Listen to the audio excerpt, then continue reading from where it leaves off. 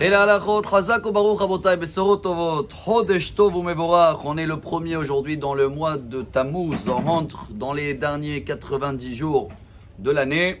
Et également, c'est la Iloula de Yosef Hatzadik. C'est Prinat Tammuz. Tammuz, on sait que c'est la chaleur. Comme on a vu, cette période-là est chaude. Mais surtout, avant de terminer avec les bénédictions et le mérite de Yosef contre l'œil, Ben Porat Yosef et tout, mais il ne faut pas oublier qu'on est dans une paracha très chaude, si je peux dire comme ça.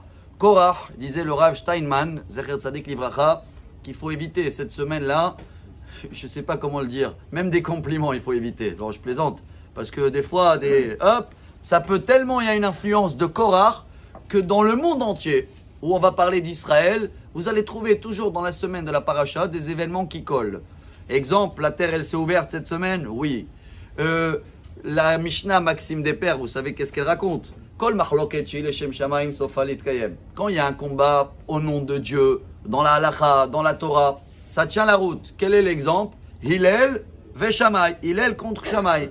Mais kol machloket she'ena le Shem Shamaim en sofa litkayem. Mais quand c'est un débat pas au nom de Dieu, soi-disant, ils vont utiliser les noms de Dieu ou ils vont être habillés des fois avec des kippas. Là, ça va pas marcher. Quel exemple amène la Mishnah? Zo machloket Korach Va'adato. C'est Korach contre qui? Lui-même apparemment. Et c'est vrai que j'ai jamais compris cette Mishnah. Si tu me donnes un exemple, Hillel contre Shammai, je comprends, il y a un contre l'autre et c'est un bon modèle. Mais il y a Korach, il fallait dire contre Moshe Aaron. Pourquoi la Mishnah a dit Korach contre lui-même? Et j'ai appris cette semaine, et je trouve ça royal pour ce Shabbat. Vous savez que Korach, toute la coalition qu'il avait fait, il avait pris qui? Datan, Va'aviram et On Ben Pelet, ils sont de la tribu de Réhouven. Et après, il avait pris encore 250 en tout, c'est les chefs de tribu. De chaque tribu, il a pris 23, parce qu'un tribunal rabbinique, c'est 23. Multiplié par 11, vous allez arriver pile à 243 plus eux, ça arrive à 250. Vous savez qu'est-ce qu'il y a eu entre eux? Korach, il voulait être quoi? Kohen Gadol, lui. Mais ceux-là de Réhouven, ils voulaient quoi? Ah non, c'est nous les premiers-nés. Pourquoi on a tout raté? Pourquoi c'est Yosef, Saïloula, qui l'a pris, lui, la priorité? Et tous les autres chefs de tribu, vous savez ce qu'ils voulaient? Reprendre les premiers-nés à chacun parce qu'on avait perdu les premiers-nés dans la faute du veau d'or. Mais chers amis, réfléchissez bien. Si Korach, il est Cohen, alors ceux-là de Réhouven, ils n'ont plus rien, non?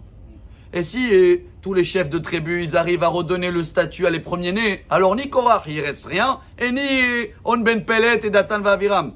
Mais ils n'ont même pas remarqué qu'ils sont en train de combattre sur quelque chose, que même si ils vont l'avoir, il n'y a qu'un des trois qui va avoir. Donc c'est une coalition qui ne tient pas la route. Mais malheureusement, comme ils avaient la haine contre une personne, ils ont tout fait contre lui et pour lui. Donc, si on est en train de vivre des événements pareils, si on comprend que c'est une paracha chaude, venez, on fait en sorte d'être, Ben Porat Yosef, Ben Porat Alehain. Yosef, il était caché, il faisait les choses sous-marins et il avait toujours Dieu avec lui. Vayish Matzliach. Pourquoi? Hashem Ito. Toujours il dit, c'est grâce à Dieu. Alors, si on veut bien passer ce Shabbat, bien passer ce mois de Tammuz chaud, venez, on va donner des mots chaudes, des compliments avec l'aide de Dieu, Bezrat Hashem. On va passer cette paracha comme il faut et on va avoir nous tous une excellente journée et un Shabbat Shalom ou Mevorach ve Chodesh Tov. Amar Rabbi Elazar.